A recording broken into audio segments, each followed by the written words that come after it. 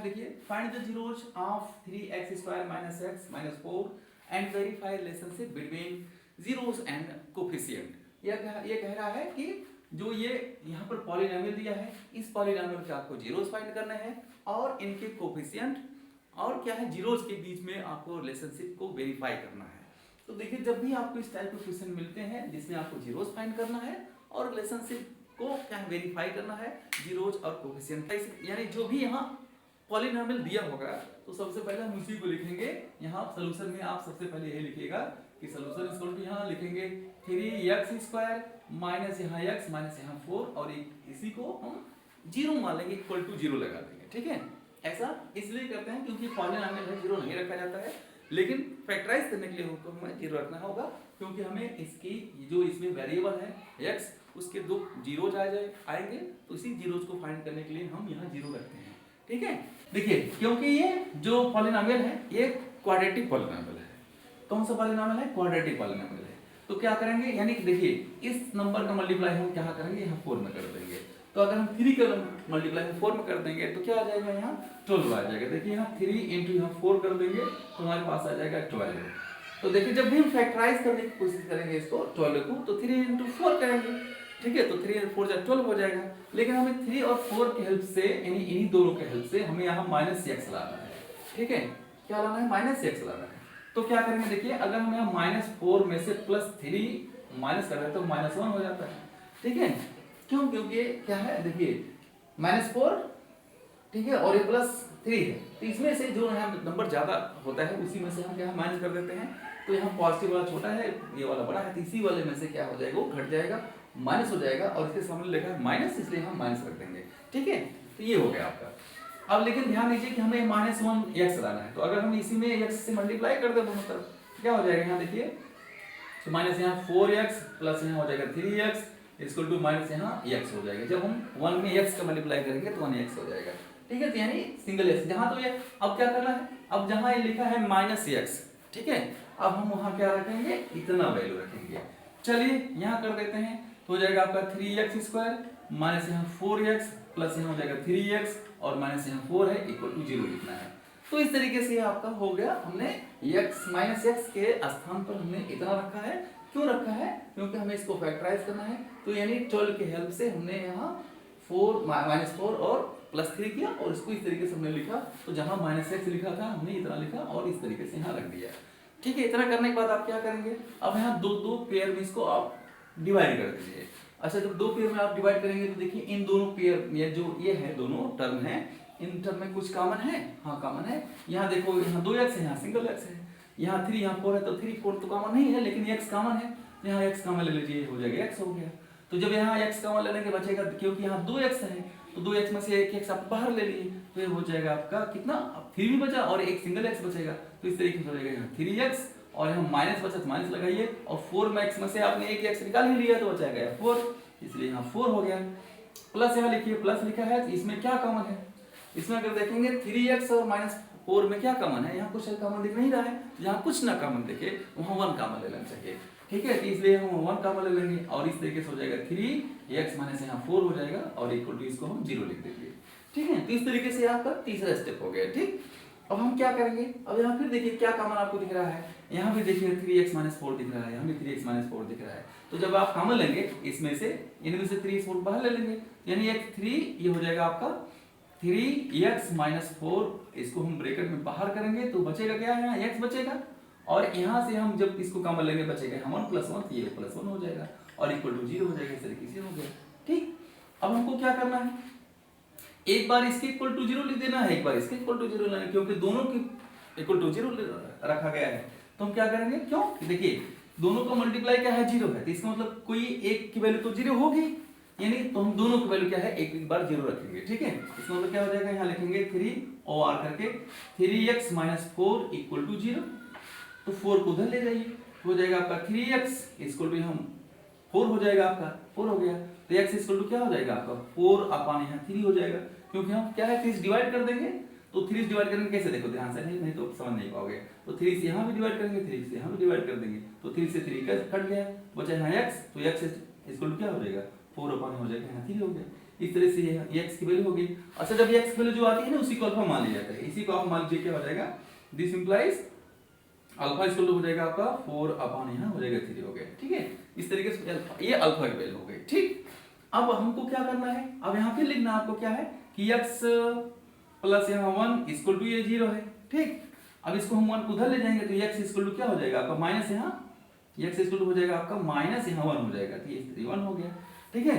क्यों, क्योंकि पॉजिटिव उधर जाएगा तो नेगेटिव हो जाएगा, तो ये हो गया x इक्वल टू -1। अब इसी को हम क्या मान लेंगे, तो दिस इंप्लाइज इसी को हम बीटा मान लेंगे कि बीटा इक्वल टू -1 हो गया। चलिए अब आपको जीरोज मिल गए, कौन कौन जीरोज मिले, जीरोज तो एक अल्फा मिल गया, अल्फा वैल्यू कितनी है 4/3 है, बीटा वैल्यू कितनी है -1 है।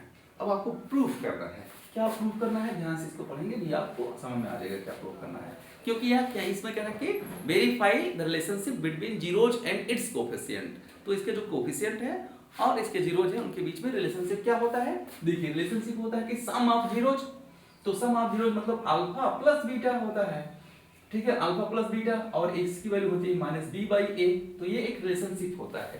अच्छा ठीक है, अगर ये इसके इक्वल है तो इसकी वैल्यू रखने पर भी इक्वल आना चाहिए, ठीक है। तो अल्फा प्लस बीटा की वैल्यू रखेंगे और -b/a की वैल्यू रखेंगे, -b की और a की रखेंगे, अल्फा बीटा की वैल्यू रखा, -b और a की वैल्यू रखा, तो इस तरीके से हमें क्या है वैल्यू रखने पर अगर इक्वल आ रहा है दोनों साइड में, right hand side equal to left hand side में, तो आप कहेंगे ये वेरीफाइड हो जाएगा।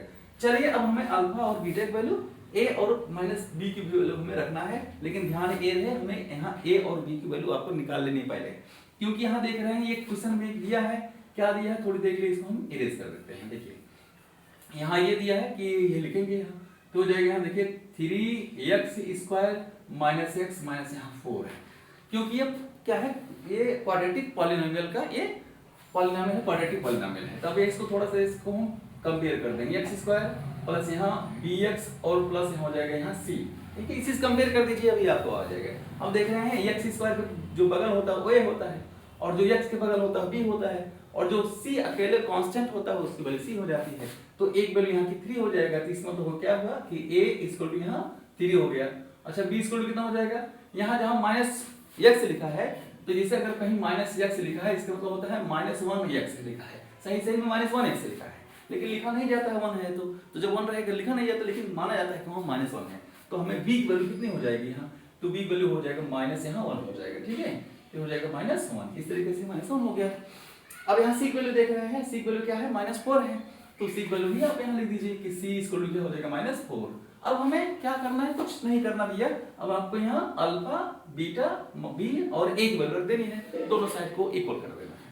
अल्फा वैल्यू कहाँ है, अल्फा वैल्यू यहाँ 3/4 यहाँ है, तो यहाँ रखिए 3/4/3 तो हो जाएगा आपका 4/3 हो जाएगा, प्लस बीटा की वैल्यू कितनी है -1, तो यहाँ रखेंगे -1 हो जाएगा, ठीक है, -1 हो गया, और इक्वल टू -b/a, तो यहाँ माइनस रखेंगे और b की वैल्यू कितनी है -1, ऑलरेडी -1 है तो इसको आप -1 रखेंगे, और a की वैल्यू यहाँ 3 है तो यहाँ 3 रख देंगे, ठीक है। इस तरीके से हो जाएगा आपका, इसका हम इसे लिखेंगे 4/3, ठीक है, हमने कुछ नहीं किया, हमने इसको a से लिखा है।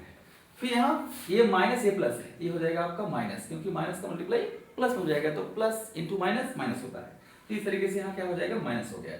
अब यहाँ हो जाएगा आपका 1, ठीक है। अब 1/1 तो हम लिख ही सकते हैं, और ये देखो माइनस माइनस क्या हो जाएगा प्लस हो जाएगा, इसलिए क्या माइनस इंटू माइनस प्लस हो गया, तो 1 यहाँ हो जाएगा 3 हो गया, ठीक। तो अभी आपने क्या किया, इसका मल्टीप्लाई यहाँ किया और 1/1 लिख सकते हैं, कोई दिक्कत नहीं है, ठीक।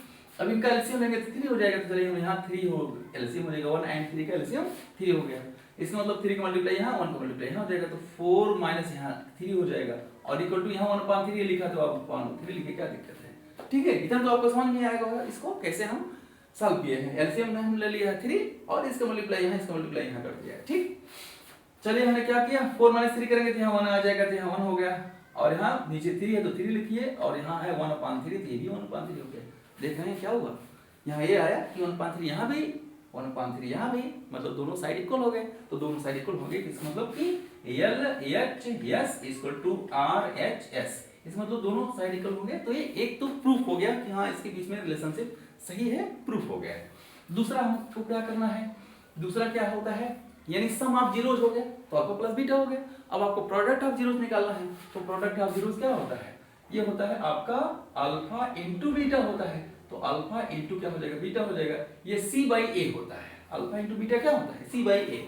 तो इस तरीके से क्या हो गया, ये आपका सी बाई ए हो गया। ठीक, चलिए ये सी बाई ए हो गया। अब अल्फा और बीटा की वैल्यू आपको क्या कर रहे हैं, वहाँ पुट कर देनी है या वैल्यू रख देनी है। ठीक, तो हम यहाँ जब रख देंगे अल्फा की वैल्यू कितनी है, यहाँ अल्फा की वैल्यू क्या है, 3 यानी 4/3 है, तो हो जाएगा 4/3 हो जाएगा। और इंटू बीटा की वैल्यू -1 है, तो बीटा की वैल्यू -1 हो जाएगा, इसलिए यहाँ इंटू यहाँ माइनस यहाँ 1 कर देंगे। और इक्वल टू, ठीक है, और इक्वल टू यहाँ कितना है, सी बाई ए है। तो देखिए सी वैल्यू कितनी है, माइनस यहाँ 4, तो माइनस यहाँ 4 रख देंगे। और ए की वैल्यू कितनी है, एक वैल्यू यहाँ 3 है, तो यहाँ आप 3 रख दीजिए। ठीक है, कोई दिक्कत नहीं। चलिए इधर हो गया आपका -4/3 हो गया। ठीक है, कितना हो गया, -4/3 हो गया। क्यों, क्योंकि सी वैल्यू यहाँ 4 है और एक वैल्यू यहाँ, सी वैल्यू -4 है और एक वैल्यू 3 है।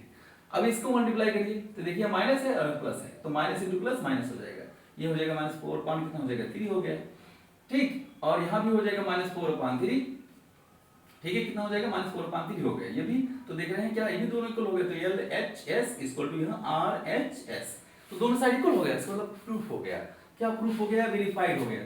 इसको आप लिखोगे वेरीफाइड। ठीक है, वेरीफाइड, यानी आपको जो वेरीफाई करना था वो वेरीफाई हो चुका है।